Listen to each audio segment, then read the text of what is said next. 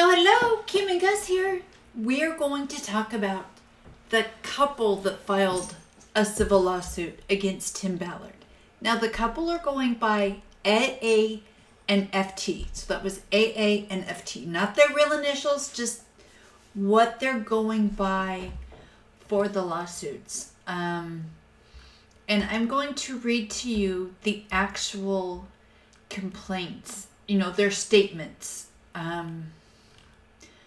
Because their allegations, the whole long list are pretty much the same as the 5 women who filed civil lawsuit against Tim. So we're just going to go through their statements, which their statements are not required for these lawsuits when they file them. It's something they filed with the lawsuits so that there's... Sorry, I'm just getting down to where their statements start. It's a husband and wife. My understanding is they were married. She went off and did the ops, came back, and now that they filed suit, their relationship is not going that well. I'm not saying that their marriage is falling apart because of Tim. I'm just saying that their marriage is on the rocks a bit. Okay, so statement of AA, who is the wife. Okay. It says, Tim first approached me when I was working late at the office in October of 2022. I was getting ready to leave at the office at 7 p.m. He was there. He told me he was there to film. Later, I found out he was meeting a lady named Lori who does readings. Tim often calls Lori the psychic for advice on many things, i.e. operations, lawsuits, and daily Tim crises. Tim walked into the office of my boss at the time, redacted office, and shut the door. It was just me and him. He asked me if I was ever interested on doing operations. I said, no way. I was working towards being in aftercare. At this time, I was an employee of OUR. I laughed, saying, I don't picture myself breaking down doors in combat boots, as that's the impression I always had with operations. He told me that operations were not all that, just that there were a lot of female operators, and some of the best operators were female operators. He elaborated and said he was in the middle of an operation and needed help, and thought I could help. I didn't talk much as this was the first one-on-one conversation I ever had with Tim, and I thought it came out of nowhere. So I was trying to wrap my head around what he was asking and making sense of it. He was there in case... said there was a case he hopes I could help with in London. When the operation started, the female operator he used couldn't take any more time off work, and he needed a female partner. He explained that the female partner is there to pose as a girlfriend, and when they are having conversations at a party. He explained that this operation involved his team encountering a trafficked female, and he needed more information from her. To do that, his ops team was required to fly to London. Tim needed a girlfriend present. This new role would be there to befriend the trafficked girl during the party while they tried to get the information they needed from her. He said every detail counts, even as small as him returning with a girlfriend. He told me he kept asking God, who should I bring? I need someone who can pull this off. He said he was driving down the road and saw my face, which is crazy because he didn't even know my name. Then he apologized for not knowing my name.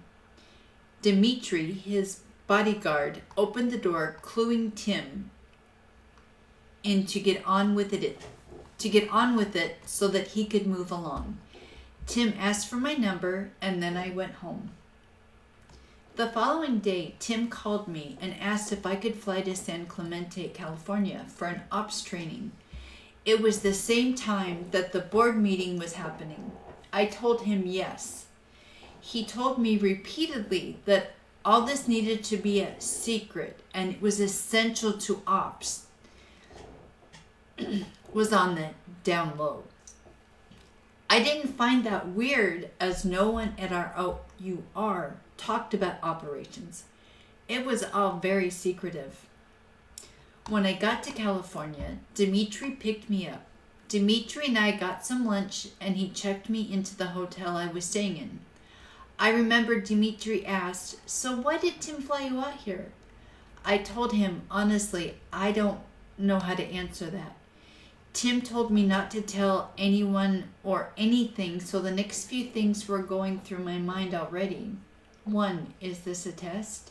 2, am I in trouble for flying to California since I'm still so confused about what Tim was asking me to do? 3, why is Dimitri asking me? Shouldn't he know?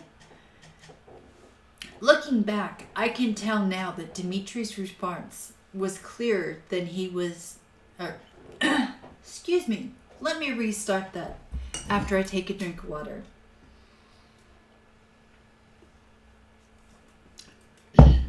Looking back, I can tell now that Dimitri's response was clear that he was annoyed that I was there. He was annoyed that Tim was up to something. Tim called me when Dimitri and I were getting lunch. There was music in the background, and Tim got mad. "Where are you? Why are you not at your hotel?" I told him we were finishing lunch and then checked into my hotel. At this time, it was about 2 p.m. Tim told me he would come by my hotel soon. I still didn't ask questions and just said, "Okay." It was approximately 6 p.m. when Tim got to my hotel room. So he's so mad asking why she's not in the hotel when it was another 4 hours before he showed up. So he needs to just take a chill pill, in my opinion. I remember feeling very uncomfortable in the hotel room, alone with the other man, and afraid and shy to say anything. I also thought, this is Tim Ballard. I should feel differently. He was explaining rules and operations. I go by Brian Black when I'm in the role, so I will be Brian Black, he started to explain what couples ruse is. 2 operators can block each other on strip club or massage parlors. It will cover any suspicion of the operators being the good guys. He gave an example where if in a strip club the stripper wants to sit on his lap, his girlfriend can block that from happening by sitting on his lap. Another example was while getting information in massage spas, while getting couples massages, trying to get information, if the traffickers try doing anything to either one of the operators, the safe word is, what's the safe word, everybody? FM. Well, it doesn't say FM, but it says what the words are. And that's the clue to get your partner help in being sexually harassed by saying, "Get out. We want to be alone now." Traffickers can smell pheromones, so we must really have chemistry during the couples ruse, or the traffickers will call us out.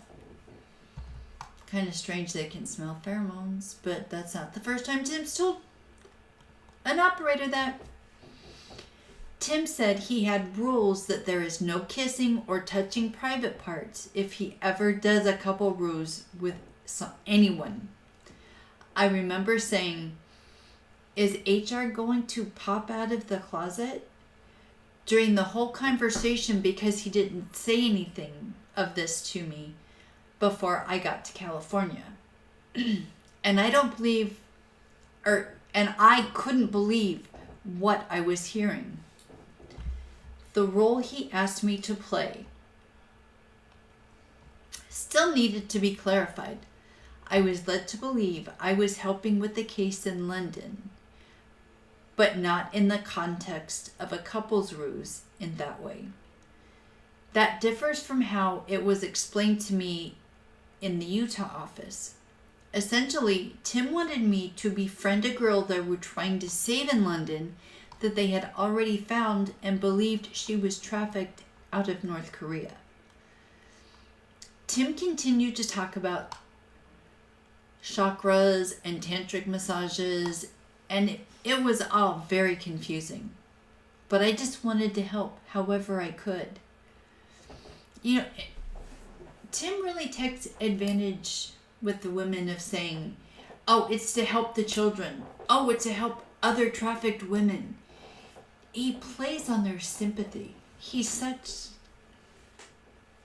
Sorry, I'm just going to read this. Try to keep my comments to a minimum, but I'm not going to say I won't have any comments. When he left, he hugged me and lifted my shirt to look at my stomach. He said he had no idea I had such a hot body because I was always covered up at the office. My back was facing the bed and it was easy to fall back on it. He pulled me in tighter and kissed my neck. He said that kissing my neck up and down would avoid kissing lips. He had me lay on my back on the bed to show me how to fake fuck while both our clothes were on. And the FF was in quotation, that's why I did them. One of the positions he showed me was he wrapped one of my legs over his neck and began to thrust, explaining it would show as if his dick was sliding in me, but going underneath me without actually going in. He told me another female partner came up with this technique and it worked every time. They were able to save hundreds of kids this way. It was so uncomfortable, but I dismissed it because it was Tim Ballard. And what did I know after all? He was the operator. I was someone he was told could help break this huge trafficking ring coming out of North Korea. See, even she believes, it's Tim Ballard. How can I question anything? It's Tim Ballard. He knows. Tim then left and said he and an operator would return later. He came back a few hours later, but was alone. He told me an operator would follow us in a different car, and I wouldn't see him. It was all part of the training. Yeah, there's somebody there, you just can't see him. Kind of like my imaginary friend. He said they would text him throughout the night and give us texts. Or give us tasks, sorry. He would need to do them. This shows if I can pass the tasks assigned. We first went to dinner, and he said he got a text that said we need to get in the hot tub. I told him that it was dumb. We were in the Four Seasons in California, and people may recognize him. I did not want to do it, but he did it anyways. After all, he's Tim Ballard. When I was in the hot tub, he took his shirt and garment shirt off. Now, for those of you who don't know, people in the LDS church who were married in the temple are given garments. A lot of people call them Jesus jammies, but they're garments. It's a protected... The LDS church believe it's protective clothing that if you wear it, you can't be harmed where the garments touch your body.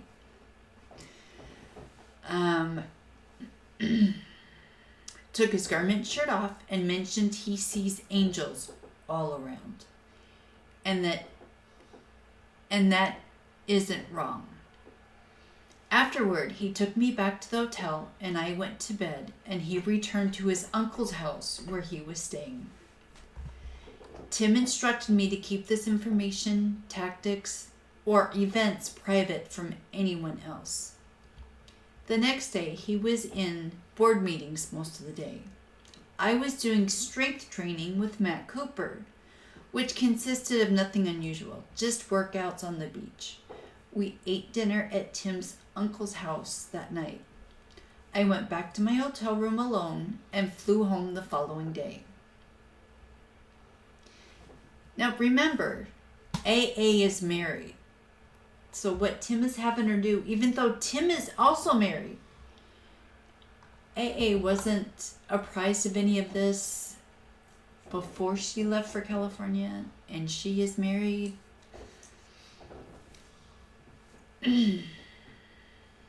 I'm not aware if anyone else at OUR knew where I was that weekend, or even knew I was an operator, except for Redacted, the CEO at the time. Brad was fired only a short time after I started doing operations. Redacted texted me one afternoon to check up on me. Tim always wanted me to tell him whoever was talking to me about operations, so I let him know Brad checked in on me. Tim later told me he called Brad and yelled at him for going around Tim's back. Brad is the CEO, and it can be intimidating for me to get a call from him. This is weird, but again, I ignored it. Let me start that sentence over again. That was weird, but again, I ignored it. But ultimately, I was embarrassed. My operations were, and always have been, a secret. I was led to believe this because operations is confidential. I don't think my boss, Redacted, CFO, COO, knew I was going on operations.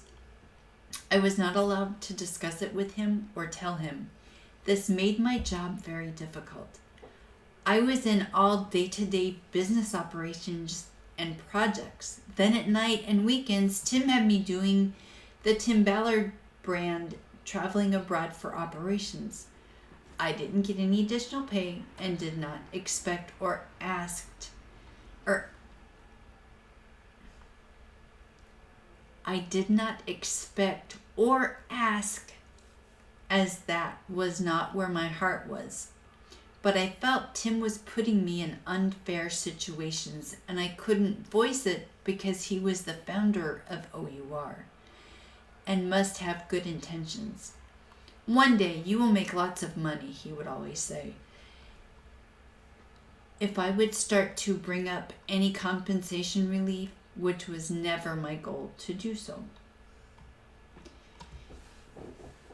It was making things very difficult for me at home. I was away from home more and more with no extra pay or real reasons to explain to my husband, FT, that no position title change made sense on why I was doing what I was doing.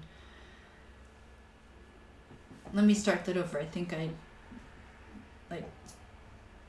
combined sentences mid-sentence. So it was making things very difficult for me at home. I was away from home more and more with no extra pay or real reasons to explain to my husband, FT, that no position title change made sense, or why I was doing what I was doing, or salary change, which logically makes sense elsewhere. Simple questions couldn't be answered like, am I covered by insurance when I'm on an op? Those are valid questions, I think. Any partner is going to want to know the answer to those kind of questions. Tim had me spying on everything in the office for him, which made it weird for me, relationally, as I was close to everyone. As I said, I was in everyday business operations for 6 months before Tim. There was always something or someone doing wrong in Tim's eyes. He wanted me to keep everything and report back to him, and it burnt me out.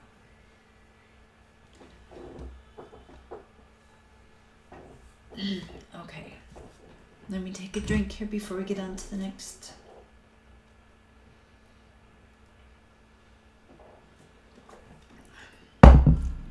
So first practice stop in Guayaquil. Probably pronouncing it wrong. I'm sorry. This took place in Guayaquil. Tim was accepting an award, so he thought we could do a practice operation there to make sure I was prepared to go to London and not screw it up. We checked into the hotel, and he said they ordered a massage to come up to the room for a couple's massage. I kept telling him I was so nervous. How does this go? What should I do? What should I say? Who is it? His response was to go with it. Yeah, don't ask those questions. Just go with it. Whatever happens, just go with it. There was a knock at the door. Tim opened the door and 2 girls were there to give us a couple's massage. I looked at Tim. He got completely naked and lay on the bed, stomach down. I was wearing black shorts and a blue top. I lay on the bed, belly down with my clothes on. My face was towards his, and he said, "Why don't you take your clothes off?" I said, I didn't know I was supposed to do so, so I sat up and took my shirt off. I laid back down, and the girls gave us a massage. I don't speak Spanish, but Tim does. They were all giggling. I asked Tim what they were saying, so it looked like I wanted to be there. Tim turned me on my side and said he was complimenting me on how hot my girlfriend's body is. He would translate what they said to me. He told me he was asking them how much they masturbate and asked how they masturbate. One of the girls wanted to show him how they masturbate on me. I remember giggling to play the part, and Tim rolled me on my back. I remember closing my eyes, wanting it to be over. I didn't remember the safe word. I was only remembering that I wanted it to be over. I heard Tim say he had never seen this done so close and he was getting a lesson. I felt fingers inside me. When I comprehended that, I stood up and went to the bathroom. I heard the girls leaving. I got in the shower and cried. Tim came into the bathroom. There was a glass door, and I turned around because I didn't want him to see me cry. But he said, "You did so good. You're such a badass. No female operator did as good as that. We're going to save so many kids," he said.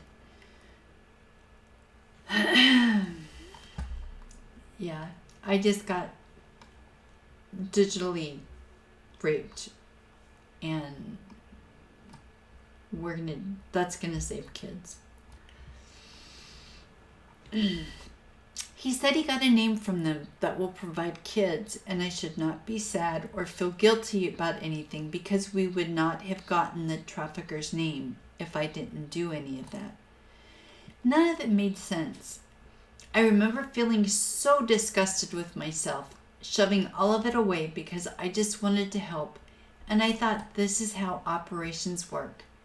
I told him I would be out soon, so he left. I got out of the shower, dressed, cut his hair, and got ready for the night. We all went to the award ceremony. I got on the plane and flew home. Nothing came of that practice operation. I never heard of checking back. I never heard of checking back with the trafficker's name that they said they got that name. Practice op in Mexico. Tim had CPAC in Mexico. CPAC. I went with Tim, Dimitri, and Matt Coop, to have another practice leading up to London.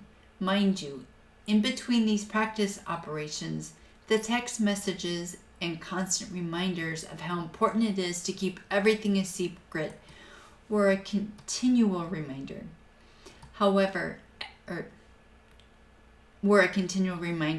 Everything was for the greater good, the new covenant. And for those of you who are not a part of the LDS Church, the covenant and the covenant path are a huge LDS phrase. We got to Mexico City and we had a 3-bedroom Airbnb. Me, Coop, and Tim stayed there. They even ordered 2 escorts. They told me they heard that one of them knew traffickers. I wasn't sure how that night would go. There was never a real plan. I always asked, and he said it was impossible with operations. We had a goal, but besides that, we just got to improvise. I felt comfort in not speaking Spanish. It took the pressure off slightly. The 2 escorts came over. I stayed in my room for a few minutes. Tim showed me off as his girlfriend when I walked into the living room. The party continued. There was no alcohol, just conversation going. I asked Tim to ask them, how much money do they get paid? Tim told them I was interested in being an escort, but I elaborated in letting them know that I didn't know how to do that sort of thing. I was using that as a defense in getting out of what I felt was becoming. I was using that as a defense in getting out of what I felt was coming, which was Tim wanting to be alone with Julie in the back room. My saying I didn't know how to do that work got me in a worse position. Tim said, let's have Redacted teach you. I didn't have a choice. We walked back to the bedroom.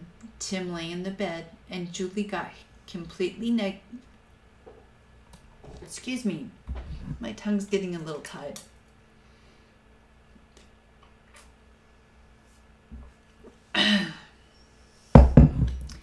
Tim lay on the bed and Julie got completely naked and crawled on Tim. She was talking to Tim, telling him to tell me guys like this and guys like that. I kept my clothes on. Tim asked, and I said to tell her, because I don't know how to do any of this, remember? The other escort that came in the bedroom and allowed us to... Let me read that so it makes sense. The other escort that came in the bedroom allowed us to break up the sex escort training session. When Redacted left, Tim asked her about the kids and traffickers they knew. Redacted elaborated and said she could help us get information. She wanted to return the following night, but hang out with me. Second night with Julie in Mexico. So I don't know if Julie's part of this redacted part, and they only redacted part of it, or if Julie and Redacted are 2 totally separate people. I don't know.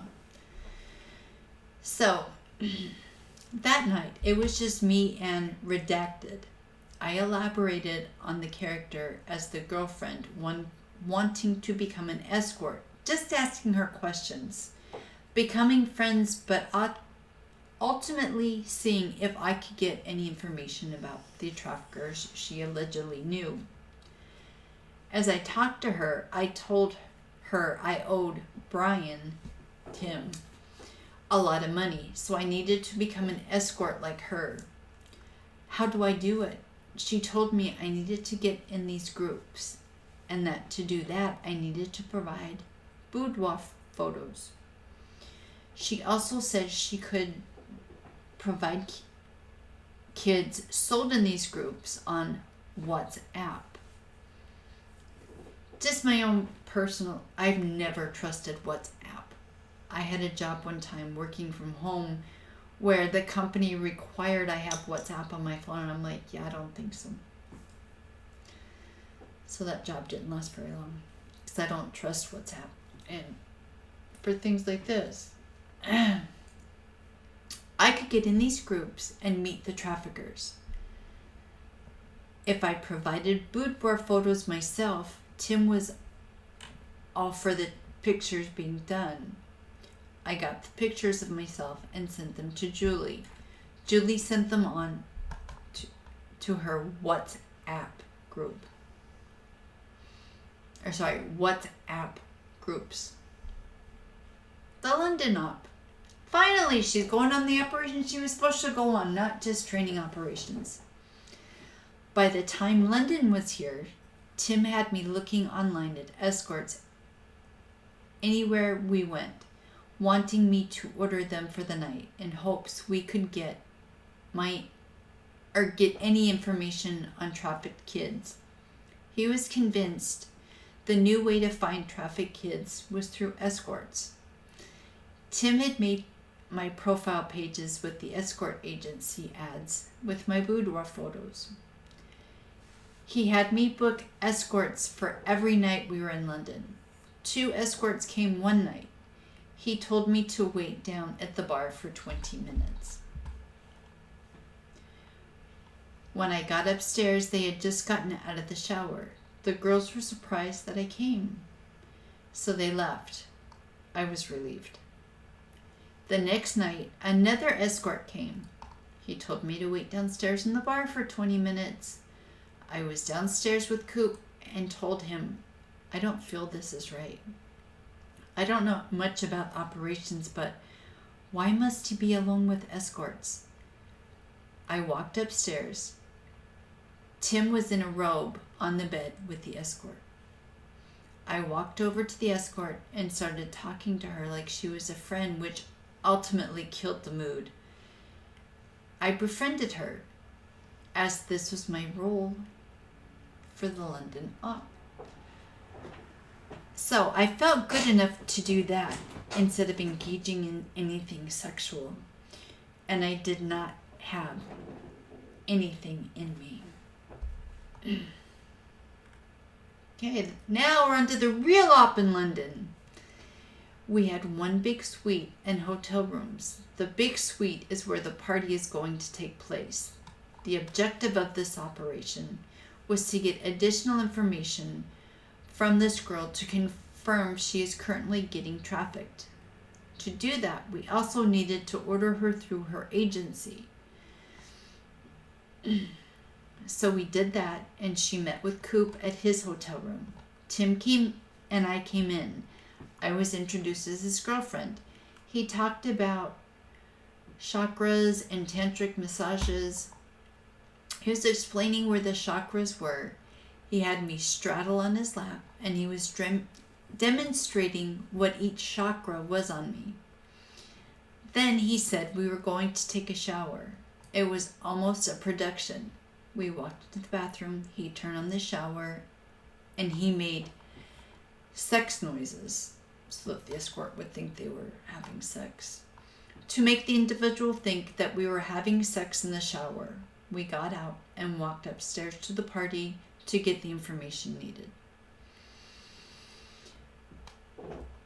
Once the night was over, we were happy she provided the information, but there has always been one major factor that never made sense to me.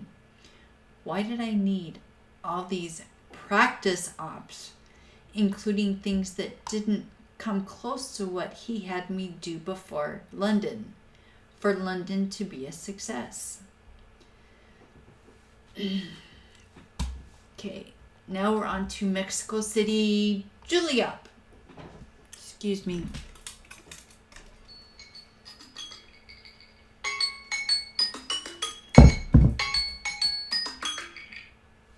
Sorry. After London, Redacted wants to meet up with us because she has information. The operation started terribly from the beginning. We missed our flights and our luggage was rerouted to another state. We arrived in Mexico City late at night, but still met Julie and two of her Ukrainian escort friends. Redacted was the case we had been working on for a few months. The point of this meeting was to get more info from Redacted because she kept saying she had friends who were selling kids in escort groups on WhatsApp. Tim wanted Redacted to bring Ukrainian escorts because he was working on a case from the Ukraine. Before they left, Tim told them to come back the following night, which led to having to get more money for their time. The following morning, we met with a public official.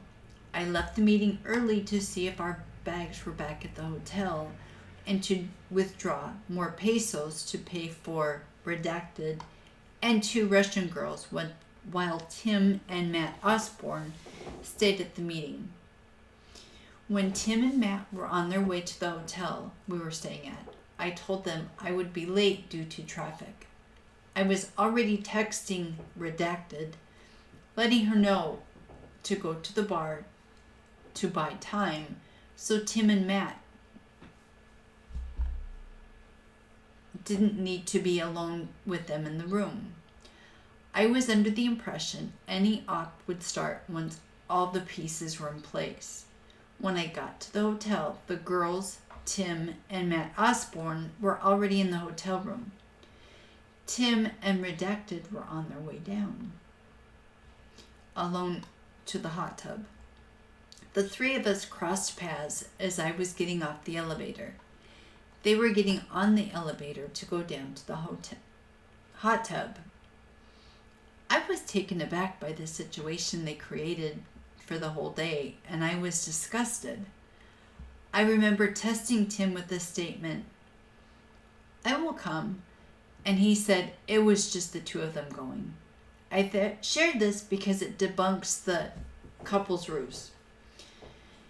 Tim and Redacted would be in the hot tub alone. Matt Osborne was in a hotel room with the two girls when I was supposed to be their blocker. This was more of a get-together, as me and Julie had essentially already developed a friendship over past months.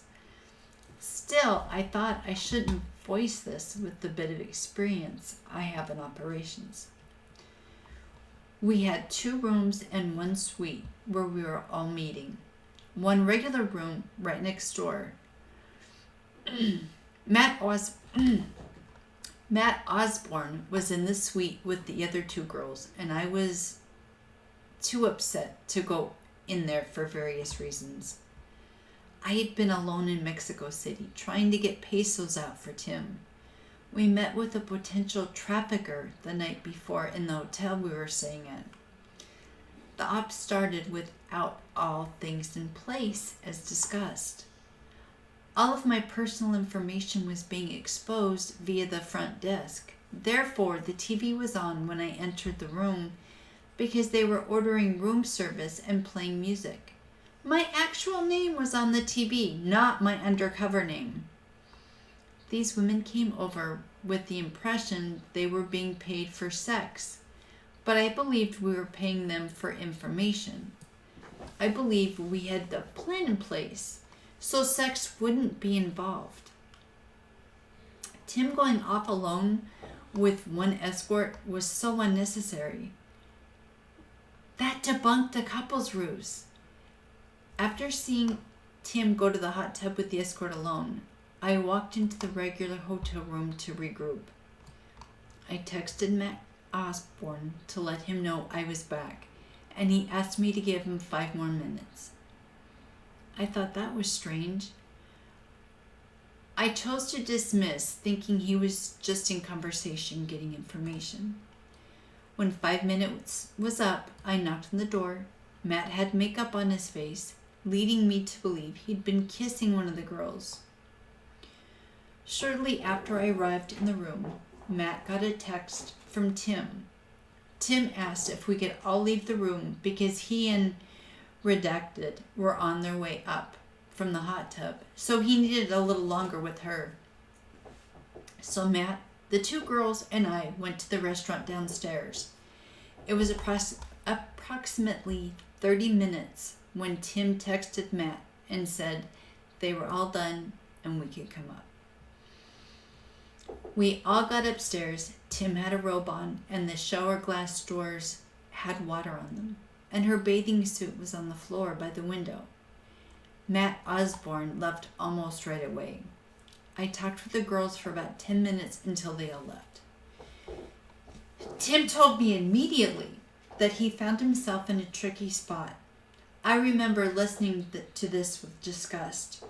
He said that she wanted to have sex with him so bad, and when she went to get the condom, he hurried and masturbated. So by the time she either turned around or walked back, he was able to tell her he couldn't have sex anymore. He told her, "You're just so hot. I just had to do this instead. I'm so sorry." In doing that, he said he got the information that she wanted to meet up in Playa del Carmen, where her friend was selling kids. I didn't respond to him on any of this. I remember being unable to say anything.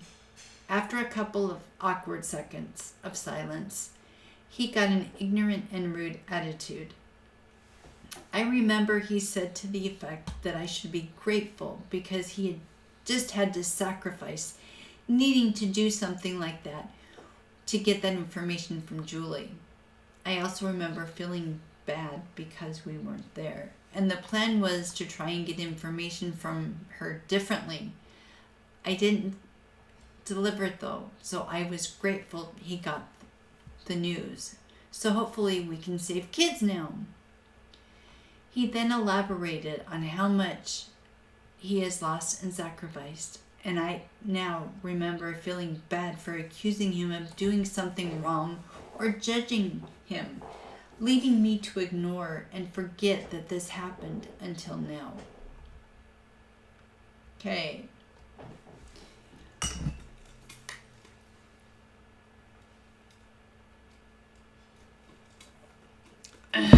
Now we're on to January.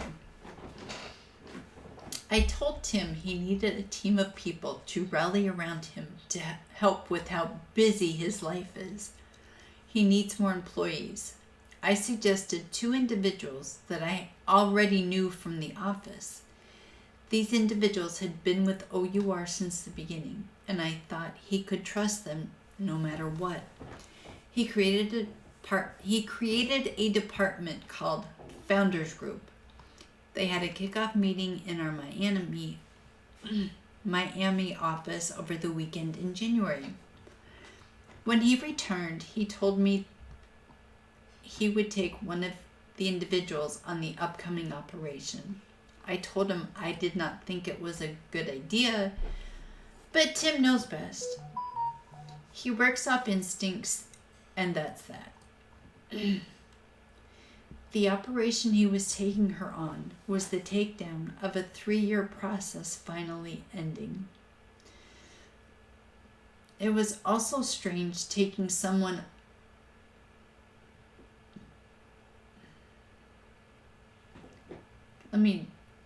the sentence doesn't. The operation he was taking her on was the takedown of a 3-year process finally ending. It was also strange taking someone on there at such high risk with the potential of compromising and losing any of it. Guess that's how she worded it. Doesn't make sense to me, but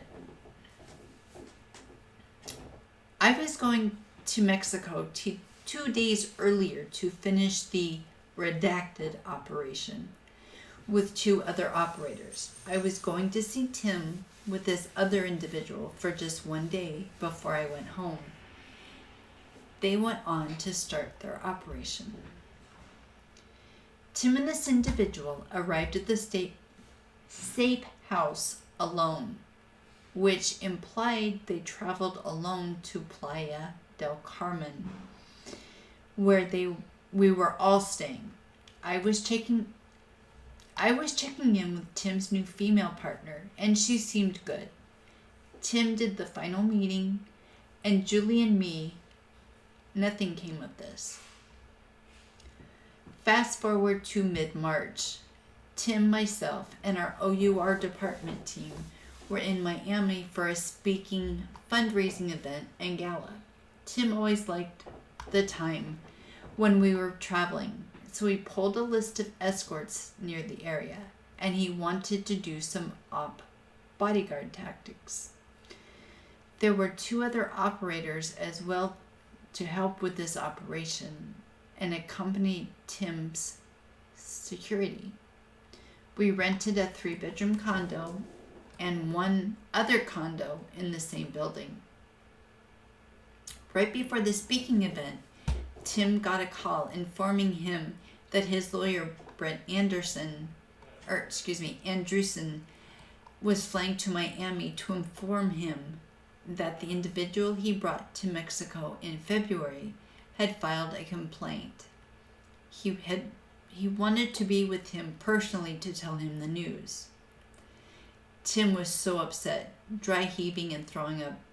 He gathered himself up enough to speak at the event and return to the condo. By that time, Brent was there. The 3 of us briefly talked. Tim was very detailed about what had happened that whole week with him and the other individual. He claimed his innocence and that nothing had happened. Then Tim brought Redacted, an operator, and Tim's security for the weekend to speak on how operations work. Tim told me not to have Redacted come to the condo until he told me to. He was always particular with details. I never knew why Redacted was not able to be there when Brent arrived.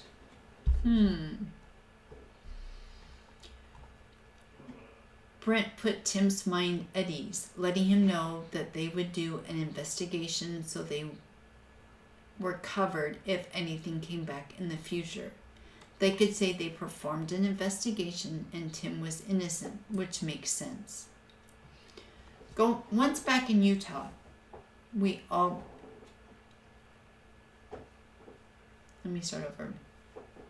Once we got back to Utah, all my updates on the investigation came from Tim. I was working from the Linden office and traveling a lot, and that was Linden, not Linden. I never saw anyone from the main office. Tim kept asking me to write a complaint letter to OUR regarding sexual harassment and harassment against OUR because the individual lied about me when this happened. Earlier, she had told me that people in the office were uncomfortable with me being an employee, but later recanted and told the investigators that was untrue. This allowed Tim to tell me that this individual is jealous of me as a fellow employee, leaving it accessible for him because tension and mistrust between me and this person. I never wrote a complaint to OUR or told Tim I didn't. I talked to HR one time. The conversation consisted of me expressing confusion with the whole situation and couldn't wait for it all to be over. But that was it. Again, these people were my friends. Tim repeatedly told me he would ask Catherine to write a complaint to OUR. He told me she didn't want to. He called me one day from his car. He was reading her complaint to me out loud, but I could tell he was erasing and editing sentences as he read it aloud. I told him he should turn it in, and then I got off the phone. That was none of my business. Tim had me out of the main office when the investigation started, and I was not talking to anyone except him. Tim painted the narrative for me and even resigned. Tim painted the narrative for me and even resigned for me. He isolated me, making sure I had no access to any information. He told me what to say. I remember answering questions, still leaving out things I remember now. He coached me on all the things he wanted me to say. He convinced me that the individual was lying. He went as far as saying this individual was obsessed with him. She wanted to marry him, become his wife, when he was the president of the United States.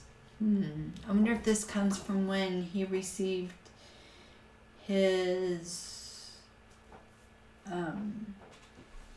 blessing that said he would be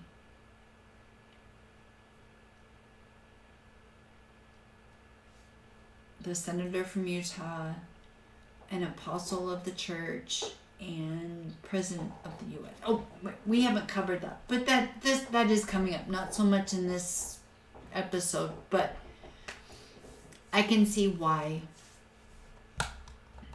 she would say that.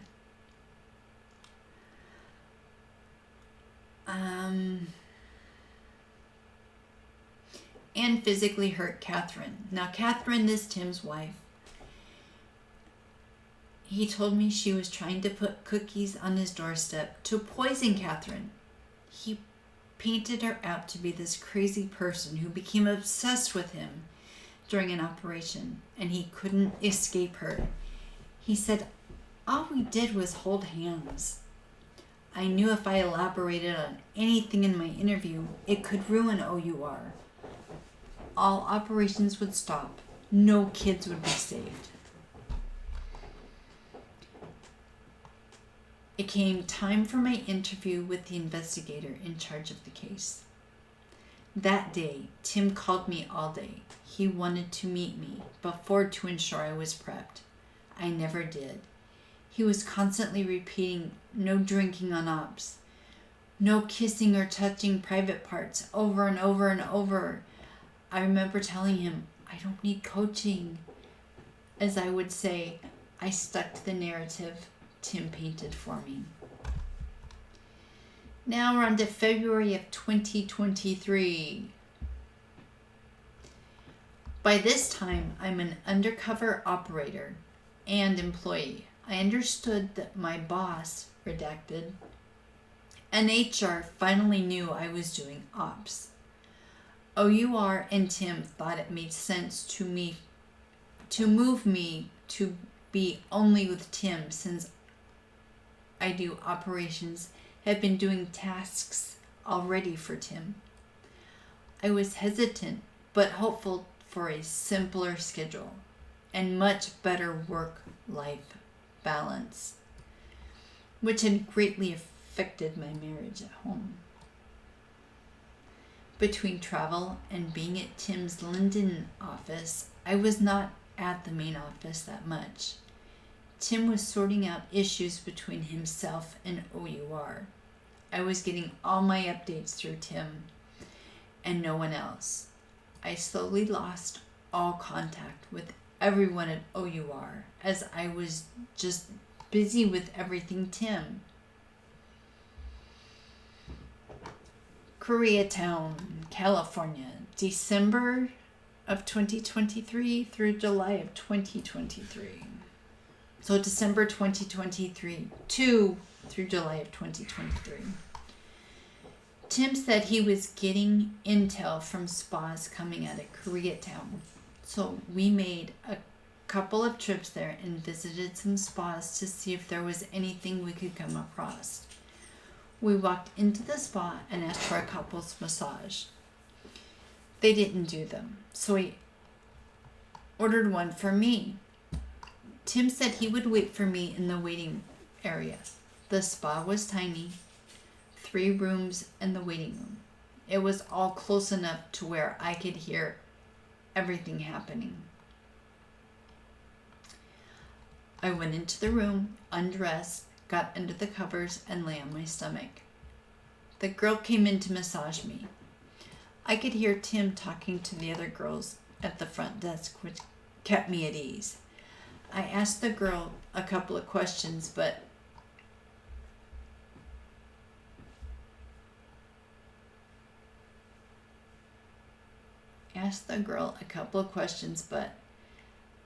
half through the massage, Tim was gone. Another worker came in and got the current girl to leave. She told me to turn over so she could massage my feet. A few minutes into the foot massage, I glanced down because I saw the light. I caught the girl recording pictures of video right up to the street as she gave me a foot massage. I noticed the door was open 3 inches, so when I went to move and asked what was happening, the manager walked in and started cleaning up to distract everything. I got dressed and sat in the waiting area for another 10 minutes until Tim returned to pick me up. I asked him where he went.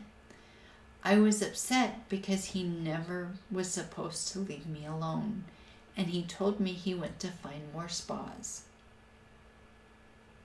So then, February of 2023 through June of 2023, I moved over to being all things Tim Ballard employee and operator. He would constantly tell me I was the best operator. No one had done ops like me before. We were going to save so many kids. He had never trusted anyone as much as he trusted me, and everyone had betrayed him. He said he would put a bullet in his brain if I ever brought up the need to move positions. I handled all personal Tim Ballard brand operations. I was prepping for the Sound of Freedom tour and speaking gigs. Tim was also trying to implement Operation Bodyguard, which consisted of couples or 2 operators going undercover anywhere, spas, clubs, ordering escorts to rooms and trying to get intel from them. He was convinced that escorts were the way to get all information on human trafficking, and that the couple's ruse would thrive through Operation Bodyguard. He was planning the initial training in the Dominican Republic and had me reaching out to couples of his choice to coordinate a time to get there. This never happened. Okay. Now we're on to June of 2023 through September of 2023.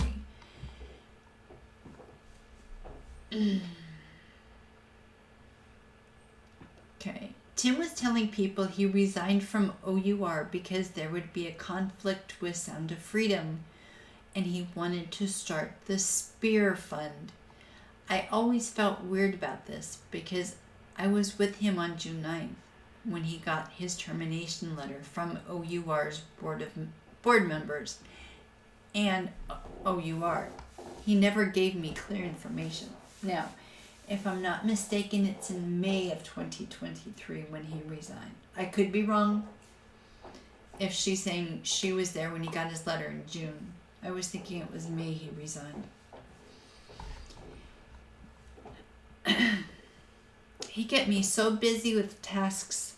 He was keeping me so busy with tasks and just consoling him daily that I didn't even have the mental capacity to think about getting logical answers to anything I asked. Suppose I did ask a question that deserved a logical explanation. Tim always responded with the crisis he was dealing with, so the subject would be different, and we would then be talking about him again and fixing anything he needed, or complimenting him, telling him it's all going to be okay. I would then feel really bad for whatever he was going through and for asking such questions. Excuse me.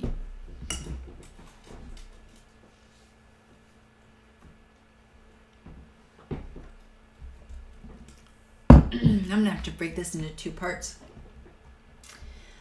I personally never had a conversation with OUR about resigning myself. Tim did it all for me. I was under the impression that I was only leaving to work for Tim. I was told OUR was giving Tim Spear Fund a year's grant to cover my salary. Tim or Spear Fund has not paid me. I have not received any salary while working with Tim or the Spear Fund, only partial reimbursements. When I got a separation and release agreement, the wording needed to be more apparent because nothing was adding up. After all, I thought I was only resigning and not being terminated. My husband was the one who brought all this to my attention when he read the fine print. There were things in there mentioning I was not rehirable. Why is that? I asked him and didn't get any clear answers. I don't believe I was giving a fair chance of leaving OUR in a friendly manner. I never knew Tim's narrative. I could not be involved in any conversations. I have been violated and taken advantage of while working day-to-day business operation tasks at OUR, ops, and an employee, all while being asked to keep it a secret from everyone. Never mention it to anyone. No one understands this is for the greater good and the new covenant. We had been married in past lives, he would say. We've heard him tell that to other operators. I resigned from OUR under a narrative that I had no control over. Tim kept me so busy and isolated from other operators that I never had the chance to understand true operations and all the right protocols. I was never able to have any communication with them once I left the Spear Fund to understand the full scope of what was going on. OUR knew the total capacity of what I was being exposed to and did not care to reach out to me in any way the whole time. Instead, they did the opposite, keeping me in operations, putting me in the role of being more available to Tim Ballard. I believe Tim had me join the Spear Fund as a cover to protect himself from these other women he knows he violated for his gain. Tim had a habit of asking me to cover for him on many things. One in particular was asking me to take blame for dirty text messages he had said was a tactic we used in operations on our burner phones. He was always so worried they would leak out. Over the past year, I have distanced myself from all friends and family, thinking it was because I was so busy with work. Still, it was because I couldn't relate to anyone in normal conversations with the things Tim was having me do. That was the name of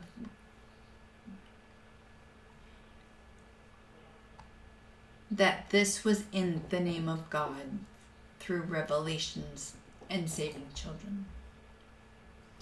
This happened through Tim's mind games and manipulation, guilt trips, and last-minute crises.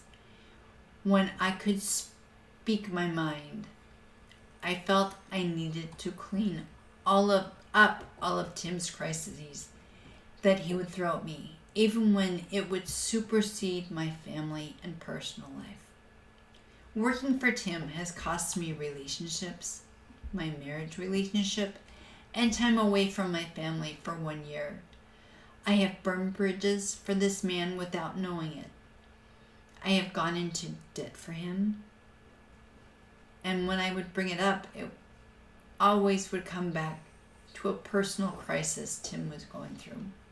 I would feel guilty for asking for a paycheck I never received since June, or for covering his expenses this year.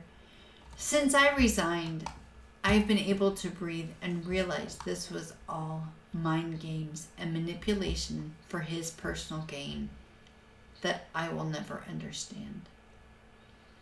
Tim's recurring comments to me: traffickers can smell pheromones. We are doing this for the greater good. This is all for the new covenant. I see angels all around. Catherine chose you. These aren't our real bodies. She just gave us our bodies to use like this, referring to the couple's ruse. Our bodies are a tool. I would do anything to save a child. How far would you go? Janet and Lori said you would never run or turn on me. You are the only one who could ruin me.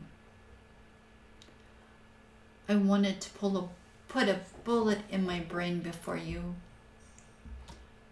I will put a bullet in my brain if you ever leave. And apparently he constantly said that.